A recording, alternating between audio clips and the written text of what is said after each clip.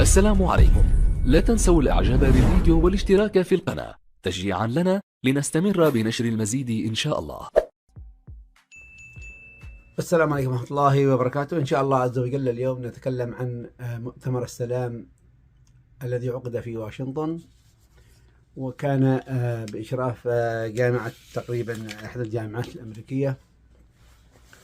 وكان أحد الكتاب اليمنيين وهو هسام الغباري قد تكلم على أنه مؤتمر واشنطن هو عبارة عن مؤتمر خاص بالشباب الإصلاح في الولايات المتحدة الأمريكية، ويدعو العقلاء من تجمع الإصلاح إلى عدم السماح بتشظي ما بين الداخل والخارج، وما بين الموجودين في الولايات المتحدة الأمريكية والموجودين في الدول الأخرى وكذلك في اليمن.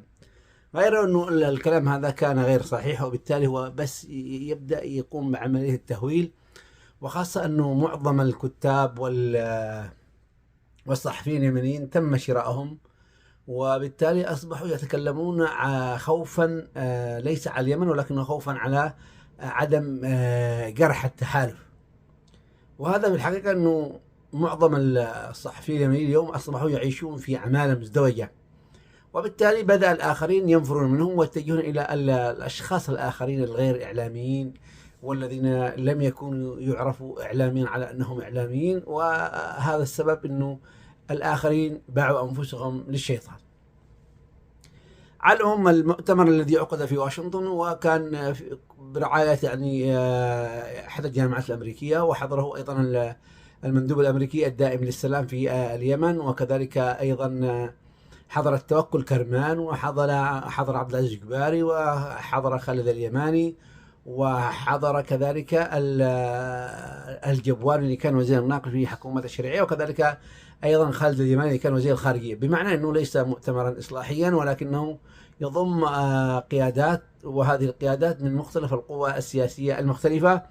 وبالتالي فإنه ما يهمنا من هذا الشيء هو أنه ما هي التوصيات التي خرج بها هذا المؤتمر. أول توصية خرج بها هذا اليمن هو أنه التأكيد بالنسبة للتحالف العربي، التأكيد على أن الوحدة اليمنية هي خط أحمر، ولا يجوز للتحالف العربي أن يقوم بعملية التلاعب ولا كذلك الحوثيين، أو أن يقوم بعملية المساس بها، سواء كان الحوثيين أو الانتقالي أو التحالف العربي اليوم الذي يبرمج سياسات مختلفة داخل الأراضي اليمنية ويحاول أن يقضم هنا ويقضم هنا، وكذلك الحوثي الذي يحاول أن يكون منفردا في معظم أجزاء المحافظات الشمالية.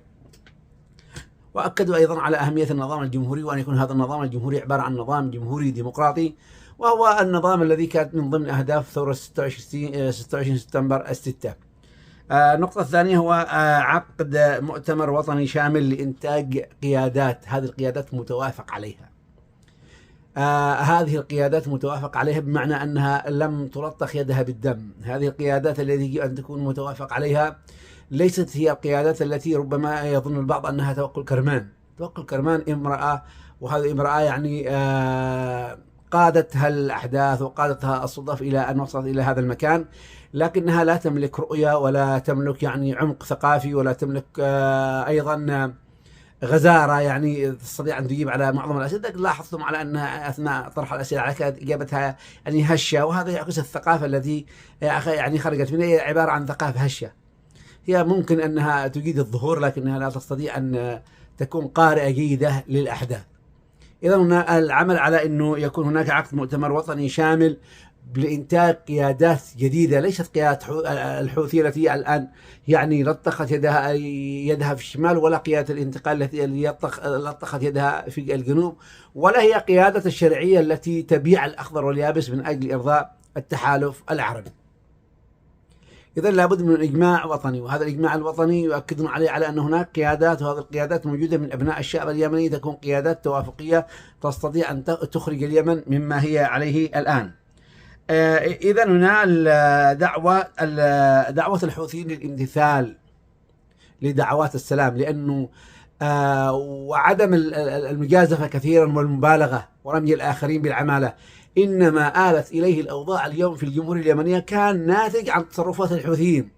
لو لم يدخل الحوثيين إلى العاصمة صنعاء لكانت الأمور أفضل مما هي عليه الآن، لكانت الأمور الآن تسير إلى تداول سلمي للسلطة، لكان المناخ الديمقراطي يسود، لكانت الأوضاع مستقرة، لكانت اليمن اليوم بلد يحتذى به بالنظام والقانون والامتثال لصوت العقل. لكن الذي جرد اليمنيين من كل هذه الأشياء هم الحوثيين، وبالتالي فإنه الأدوات التي يعني أوصلت الحوثيين إلى صنعاء هي أدوات خليجية، وبالتالي فإن هذه الأدوات الخليجية اليوم تريد أن تتخلص من الحوثيين، لكنها أيضا تؤكد على أنها تريد أن تثبتهم. إذا كما يقول أنور عشقي أنه نحن أوصلنا الحوثيين إلى صنعاء وكان الغرض هو أن يتخلص من جماعة معينة، ولكنه انقلب علينا.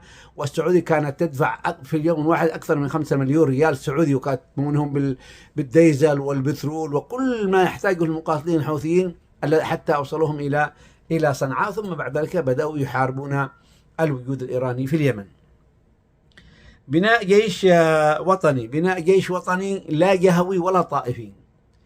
بناء جيش وطني بمعنى أنه الجيش الوطني هذا يكون جيش اليمن، وليس جيش سنحان ولا سنبان ولا سنحان، لا سنحان ولا سنبان، بمعنى أنه جيش يمني لا يكون ينتمي إلى جهة معينة، ينتمي إلى أبناء عمران، أن أبناء عمران هم القادة، وأن أبناء إب والمحافظات الأخرى الجنوبية والوسطى هم الأفراد العاديين. لا، بناء جيش وطني لا جهوي ينتمي إلى جهة معينة ولا طائفي، بمعنى كما يريد الحوثيين اليوم أن يعني ينشروا جيش طائفي ينتمي إلى الطائفة الجارودية، ينتمي إلى الاثنى عشرية. وبالتالي بناء جيش وطني وإعادة تأهيل الجيش الوطني بحيث يكون الجيش الوطني هو الجيش المالك الحق الحصري للسلاح داخل الأراضي اليمنية، ولا توجد لا قبيلة ولا طائفة تمتلك هذا السلاح. وبالتالي فإن امتلاك أي أحد لأي نوع من أنواع الأسلحة وخاصة الأسلحة الثقيلة يعد خروج على الدولة، ولا بد من